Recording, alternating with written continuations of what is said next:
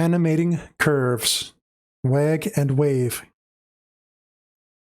In this video, I will be demonstrating how to animate curves using a plastic mesh skeleton and expressions. The wave function is briefly described in the documentation. My suggestion is to put it into an expression and observe the values that it generates. Build your formulas one step at a time. Get to know the result values and think about what value range is needed. Determine how values need to be adjusted to be useful for a specific parameter, such as x, y, rotation degree, etc. I will walk through the steps how to set up a tail wagging motion, similar to this item I'm indicating with the cursor, like the tail wagging of a dog. The first step is to draw the image of the tail. I've used a vector layer in this case, a vector level. And then I've created a mesh, plastic mesh. And you can see the skeleton. And place the vertices on the skeleton in an increasingly smaller and smaller distance as you go from the base of the tail toward the tip, similar to the bones on an actual real dog skeleton. And now to set up the expressions.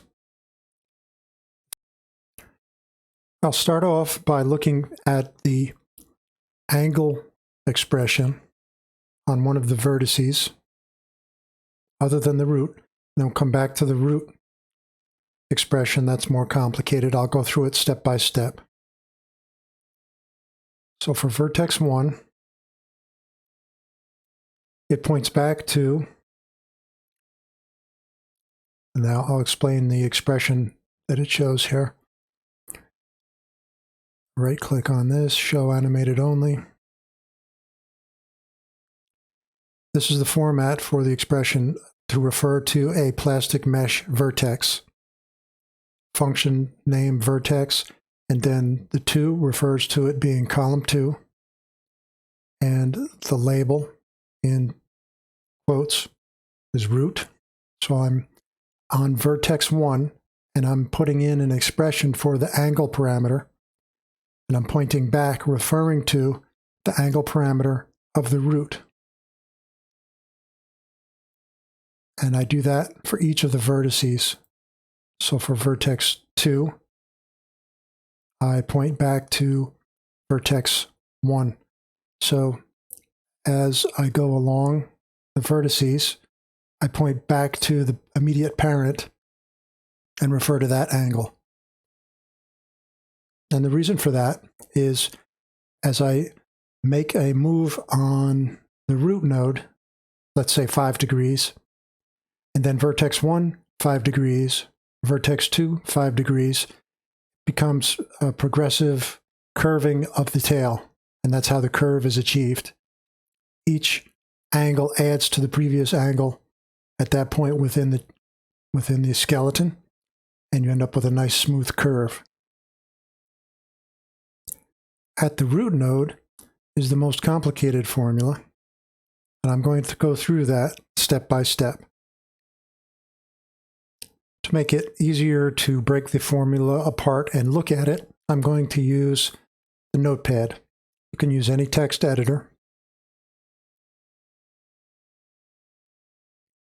The number 12 within the function of wave, I'm using the wave function, and as I showed before, that's explained within the manual, but you may be finding it easier to just put in that little part of the function and test it and see what the values are, what the results are. I clicked on apply. I'm going to ignore all of the columns to the right and just focus on the first one, which is the root node. And you can see the values range from, well, it starts out at 0.5, but the highest value you'll see is a 1, and then the lowest is a -1. And so the values range from 1 to -1 on the wave function. And what the 12 signifies is that it's a 12 frame cycle. So every 12 frames, it's going to go through one cycle of the wave. So it goes from 0.5 in this case to -0. You can just say that's a 0. And then it starts out at positive 0.5. It basically completes one sine wave motion within 12 frames. Now, I will point out that when you're testing this, if you have the plastic tool activated, you want to be in the animate mode, not the build skeleton mode. If you're in the build skeleton mode, you won't see any motion. The values will be ignored. Go into animate mode and click play to try it. You'll notice that with only the function active and the value of being 1 to -1 as the range, it's a very small tail wag. So in order to get a more useful value, I'm going to multiply by 25. And now my range is going to be from positive 25 degrees to negative 25 degrees. And we get a complete tail wag now. It's a very energetic tail wag. So what's happening is when the value is 25, I'm saying 25-degree angle on the root. And then at vertex 1, it adds another 25 degrees. And vertex 2, another 25 degrees. And that's how you get that nice progression, a nice smooth curve. And because the vertices are placed at increasingly smaller and smaller distances, it also looks appropriate for the taper of the tail. It matches what would happen on a real dog's tail. Now that's good if I want a constant rate of tail wagging so that it's either not wagging at all or it's wagging at full strength. But let's say I want to introduce a control that allows me to regulate how much of a tail wag I'm getting. I'm going to talk through the steps now of modifying the formula to achieve that goal. What I want to do is replace the value of 25 with something that is controlled by another column within my animation. So ultimately, I'm going to set up a type of control. This dot that you see sliding along this line, it's going to allow me to choose a value from a small number, meaning I'll have a very slight wag of the tail, to the maximum number, 25, give me a stronger wave of the tail. In order to do that, I've set up a column, the wag control column, and I've keyframed it. And I go from a value of -368. The position that I'm in on the scene has me into the negative range along the x-axis. That's why it's a -368. And then at the middle of the animation, because it cycles up and then back, I have it go to a -26. So I have a range going from -368 to -26. That's giving me 342 stops along the way.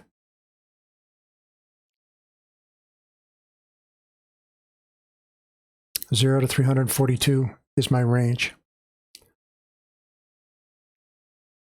So I'm going to modify the formula.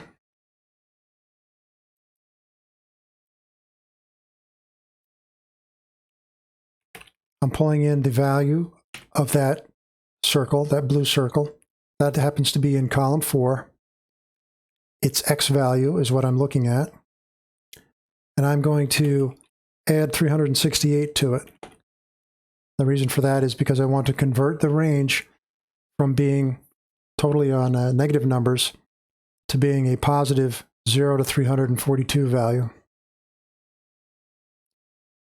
I'm going to convert those 342 steps into 20 steps because I just want to step in angles, and I want to go from 5 to 25. That's 20 steps. So to convert 342 into 20 steps, I'm just going to divide by 20, and then I get a number 17.1. So now when I divide 342 by 17.1, I will get one of those 20 steps. I'll get 20 steps. So that's where the divide by 17.1 comes from. What I have now is the value of x. I'm adding 368 to it to convert that into a 0 to 342 value. And then I'm going to divide it by 17.1, and that's going to give me a range from 0 to 20. I'm now going to add 5, so that it gets me back to my final goal of 5 to 25 for a range.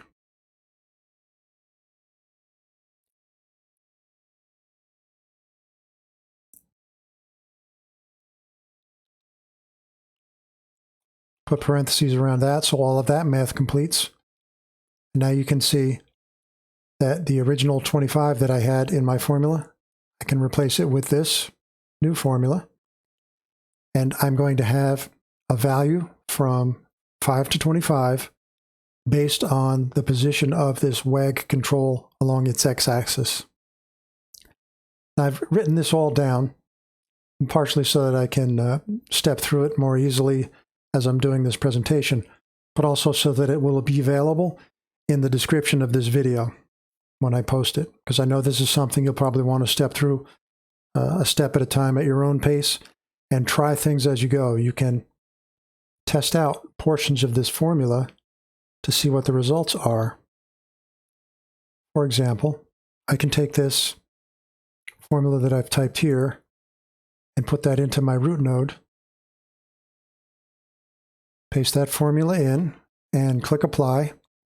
And then when you look at the values, you can see when my WAG control blue dot is at minus 368 on the x-axis, I get a value of 5 on my angle.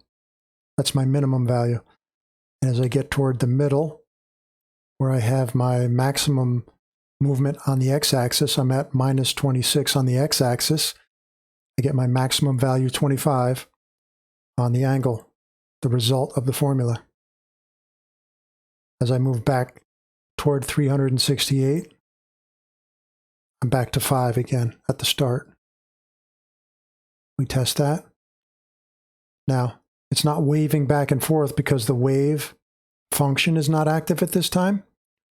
So it's just kind of dipping down to show you the full range of motion from a minimum tail wag to the maximum tail wag on one side only.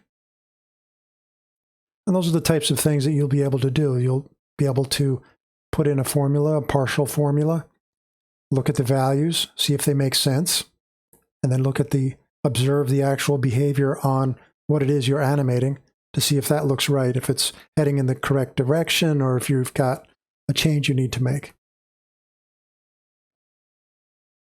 Okay, now I'll paste this full formula back in. Click apply. And now it should be back to the full functionality as the WAG control moves along its range. We should see the tail wag go from a minimal wag to a maximum wag side to side. And we see that happening. So this is demonstrating how an additional item can be added into the formula so that there's control over how much of a tail wag is currently happening. When I created the wag control, I set keyframes along the x-axis to go from its minimal value of minus 368 to its maximum value of minus 26. And that's just so that it looked correct visually on the screen. That's the only reason for those numbers. There's no other specific reason why those numbers are being used.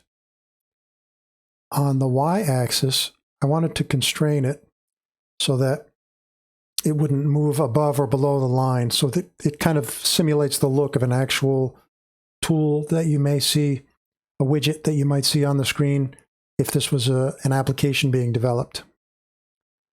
So in order to fix the position on the y-axis, it's just choose to set your interpolation by expression and then put in a fixed value for the expression.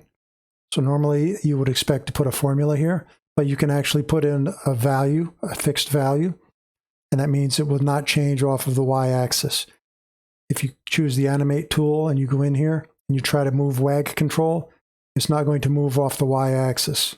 It's locked. It did keyframe it though, I can see that. And I don't want that, so let's see if Control-Z will undo that. It doesn't, so let's just turn off the keyframe. There we go. Turn off the keyframe there as well. So I've fixed its value at 407 using an expression. It stops me from accidentally moving it off of that line.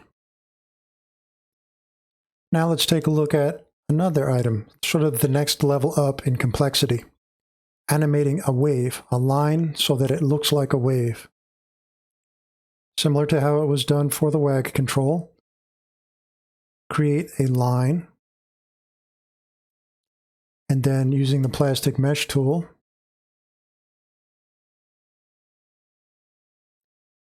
add a mesh. This is giving us a nice view at the moment. I'm in the animate mode. It's showing the setup of the skeleton.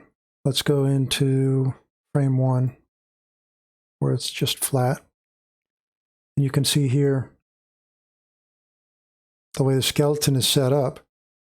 I have my root at the far left, and then I set up a bunch of children vertices off of that, going right toward the right. And then from that layer, I added another layer above of child nodes. The reason I did it this way is because I didn't want a complex mathematical formula, more complex than it needed to be. Something could be done with sine, perhaps, and control only the angles of the vertices. But I wanted something that was a little easier to visualize in the way that a plot on a graph would be, with the x and the y vertices.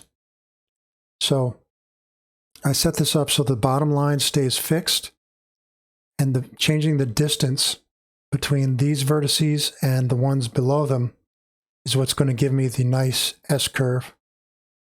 The other benefit to that is I'm able to start the curve on one end and have it propagate slowly to the other end over the course of time, instead of everything all responding at once, as you might see on an oscilloscope, the electronic device that's used to monitor frequencies.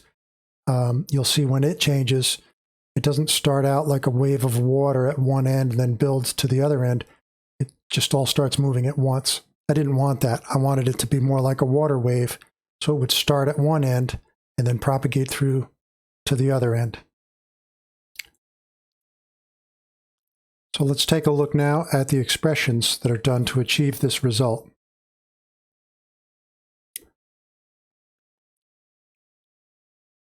Always the mesh that's animated.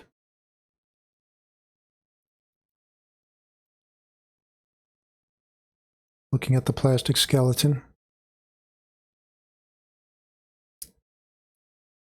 Now the vertices that are animated in this case, it's not going to be all of them. It's going to be the ones that are on this top layer. So the first one is going to be Vertex 17. And you'll notice that's the one that has the color highlighting, indicating that a keyframe has been set. And it's the distance value that's animated. When I look at the formula, it's again using the wave function. This time, it's going across 20 frames. I found that 12 frames was not enough. It was making too small of a curve. And you can see the rest of this formula. I'll now explain the rest of that formula. On this mesh, a similar technique was used such that each node, each vertex is referring to a previous vertex. But not only that, it's referring to a previous vertex and a previous frame. So whenever a value is set on the first vertex, the second vertex will pick up that same value on the next frame. and then the third vertex will pick it up on the frame after that. That's what's allowing us to have a motion on the first vertex and not have the second vertex pick that up until the next frame, therefore giving a moving wave going across. You can see that in the formula, and this will be available in a project shared so that you can download it and try it for yourself and change it and see how it reacts. You can see for vertex 18, it's referring back to vertex 17 value, and f-1 within the parentheses here, that's saying I want it from the previous frame, current frame -1. So that's how it's done. Each one of these vertices along the top is referring back to the previous vertice to its left and to a prior frame. So if this was frame 10 right now, this would be referring to frame 9. This would be referring to frame 8, frame 7, frame 6, because each step along the way is pointing to, still again, a prior frame to the value that its predecessor has. So whatever frame is current is going to be in this first vertex. Whatever frame is immediately prior to current is the second vertex. You can see the result of this type of a formula. When you look at the values and notice this pattern, you can see that at each frame, that value shows up on the next vertex on the following frame. There's a lag of one frame as that value propagates through. So let's get out of build skeleton mode and go into animate mode. And we can show this in the demonstration. See the line wave. And stop at any frame in order to see what's going on with the distance of those vertex nodes.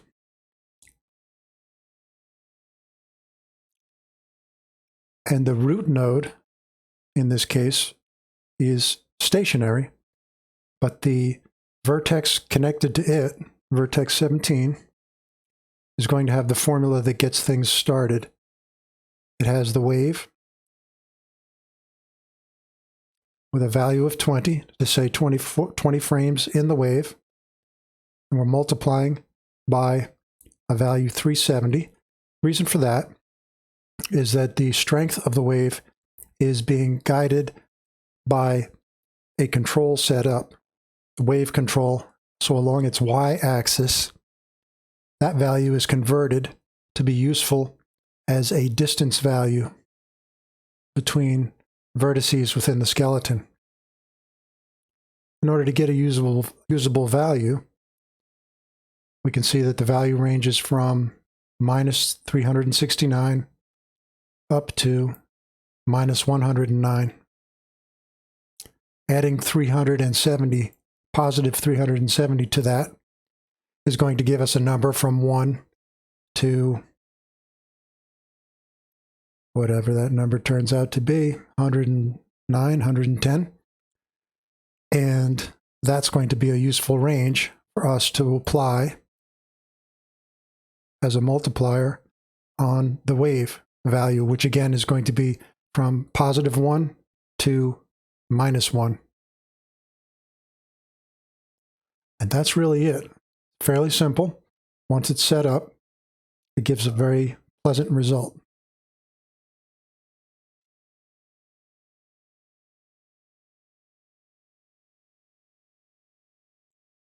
To simulate a flag waving, this is like taking two wave animations and linking them together in the shape of a piece of cloth to look like a flag waving.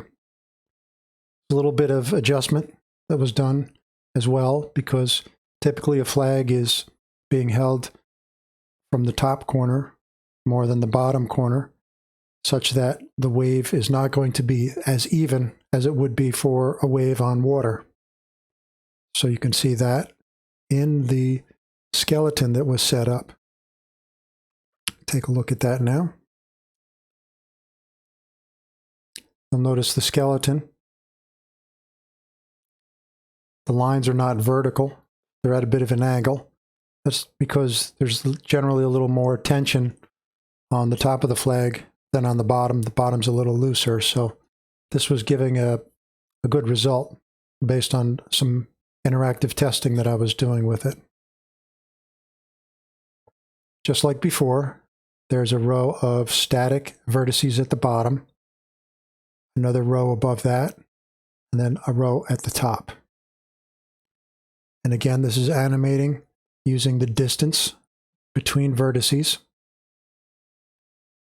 Looking at the animation on the expressions on these vertices, we see that vertex 9 is the first that's animated. Its formula is quite simple. It's a 20-frame wave multiplied by 35. So the maximum distance is going to be 35 from the starting point of this vertex. 35 times, 35. Let's take a look now at vertex 10, the next node, the child node that's connected to it. Vertex 10 has no animation, so the only purpose of having two vertexes is one to control the top line of the flag and one to control the bottom. And since there's a little bit increased distance on the bottom vertexes, it gives the correct result on the lines by being set up this way. Similar to the prior two examples, one vertex will refer to the values of a prior vertex. In this case, the wave starts out at a certain amplitude at the beginning, and then the desire is to have it a little bit less, I should say, the timing to be a little bit slower as it gets outward from the starting point. Similar again to a piece of cloth held on one side, and the curves become greater as you get away from that position that's being held by the corner. So this was done using an additional multiplying factor, 1.4. Seemed like it was working as a good value on this first node after the vertex 9. We'll take a look now. I believe that I slowed that down a little bit on the next node. No? Let's see. Yes. Now that factor is 1.2 instead of 1.4. There's a little bit of a quick movement here at the start, and then it kind of eases out as it gets further away. So you're welcome to make the adjustment. That's the purpose of this last value at the end. Why it's there. It's there to amplify the height of that curve. That initial curve is at a certain height, and the next vertex along the chain is going to be a little greater height, an exaggerated movement, and it gets a little bit exaggerated each step out so that the waving action appears correct. It's really nothing more scientific than that. It's just what looks right to your eye. You can find a video online of a flag waving, and observe its motion, step through it frame by frame, put some lines down on a grid to keep track of what the heights are of points along the flag. Anything you feel like doing to capture what you think looks like a good flag waving motion. And then that's what you do. You go in and you adjust the formulas slightly so that it looks correct. So that concludes this demonstration of animating curves, wag and a wave motion. Thank you for watching the video, and I'll see you next time.